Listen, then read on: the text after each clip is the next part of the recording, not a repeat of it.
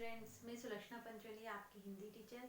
आज कक्षा 4 में हम अध्याय 13 का अध्ययन करेंगे, जो हमारा है अनेक शब्दों के लिए एक शब्द। जैसा कि हमने देखा है, हमारा पाठ का नाम है अनेक शब्दों के लिए एक शब्द, अर्थात कि कम शब्दों में अपनी बात कहने के लिए अनेक शब्दों के स्थान पर एक शब्द का प्रयोग किया जाता है। कम शब्दों के लिए अनेक शब्दों का, कम शब्दों में अपनी बात को कहने के लिए, कोई भी हमको बात कहनी है तो उसमें हम कम शब्दों का प्रयोग करते हैं। उसके लिए हमें अनेक शब्दों के लिए एक शब्द का प्रयोग करना पड़ता है, अर्थात कि उसके लिए एक शब्द का प्रयोग करके हम अपनी बात को बता देते हैं। यह हमारी हिंदी की पाठ्य पुस्तक है। ये देखिए आप, सचित्र हिंदी व्याकरण। ये हमारी है सचित्र हिंदी व्याकरण, ठीक है। इसका हमारा पाठ 13 है। ये जो हमारा पाठ 13 है, अनेक शब्दों के लिए एक शब्द। ये देखिए आप, अनेक शब्दों के लिए एक शब्द। कम शब्दों में अपनी बात कहने के लिए और भाषा को प्रभावी बनाने के लिए अनेक शब्दों के स्थान पर एक शब्द का प्रयोग किया जाता है। जैसे कि चित्र बनाने वाले को हम, ये जो चित्र बनाने वाला है ये बड़ा शब्द है। इसको हम छोटा रूप में कैसे करेंगे, इसको हम कहेंगे चित्रकार। जो चित्र बनाता है वह चित्रकार कहलाता है। कपड़े सिलने वाला अर्थात दर्जी। यदि हम अनेक शब्दों का प्रयोग करें तो कुछ ऐसा होगा, यह चित्र बनाने वाले व्यक्ति और कपड़े सिलने वाले व्यक्ति के चित्र हैं। अगर हम ये बोलेंगे, अगर इनको अनेक शब्दों का प्रयोग करेंगे तो इसके लिए हम बोलेंगे इसको कि चित्र बनाने वाला और कपड़े सिलने वाला व्यक्ति है।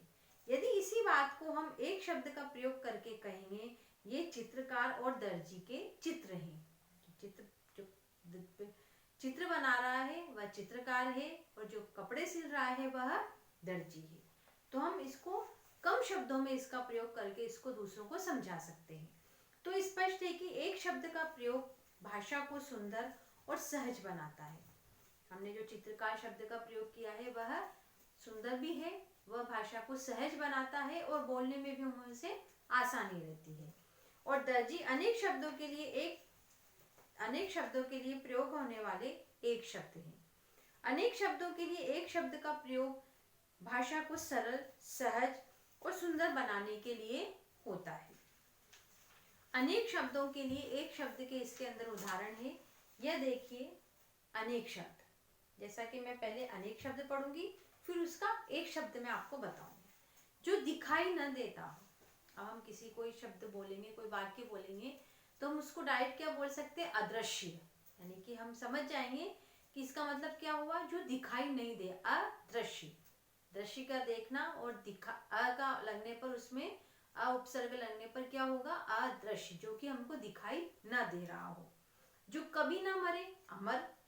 जिसका कोई मूल्य न हो, अमूल्य। जो कभी ना पढ़ा हो, अपठित। गांव में रहने वाला, ग्रामीण। प्रतिदिन किया जाने वाला, दैनिक कार्य हम करते हैं।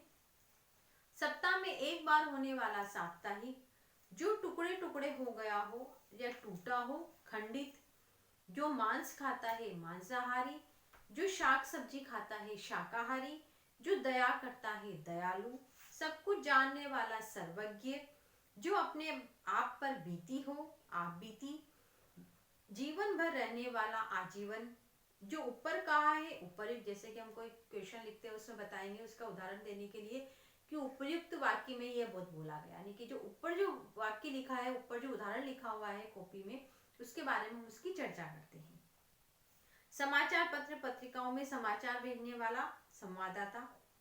जो हमारे समाचार पत्र आते हैं उसमें जो न्यूज आती है वो संवाददाता के द्वारा दी जाती है। जिसका आकार न हो, निराकार। चार भुजाओं वाला, चतुर्भुज। हाथ से लिखा हुआ, हस्तलिखित। जो आसानी से मिले, सुलभ। जो कठिन से मिले, दुर्लभ। शरण में आया हुआ, शरणागत। जिसका अंत न हो, अनंत। रचना करने वाला, रचयिता। जो देखने लायक हो, दर्शनीय। और भाषण देने वाला, वक्ता। कम शब्दों में अपनी बात कहने के लिए अनेक शब्दों के स्थान पर एक शब्द का प्रयोग किया जाता है। अनेक शब्दों के लिए एक शब्द का प्रयोग करने से भाषा सुंदर, सहज और सरल बन जाती है। अर्थात कि हमें कोई भी किसी भी चीज को, हमको कोई भी अनेक शब्द जो आते हैं उसको हमको कम छोटी भाषा में या छोटे शब्दों में उसका प्रयोग करने पर जो हम वाक्य बोलेंगे, जो हम शब्द बोलेंगे, वह अनेक शब्दों के लिए एक शब्द, यानी कि जो अनेक शब्द हैं उनको एक शब्द के अंदर उसका अर्थ बताना है हमको, वह हमारा अनेक शब्दों के लिए एक शब्द कहलाएगा। तो स्टूडेंट्स, आप इस चैप्टर को दोबारा पढ़िए। Thank you.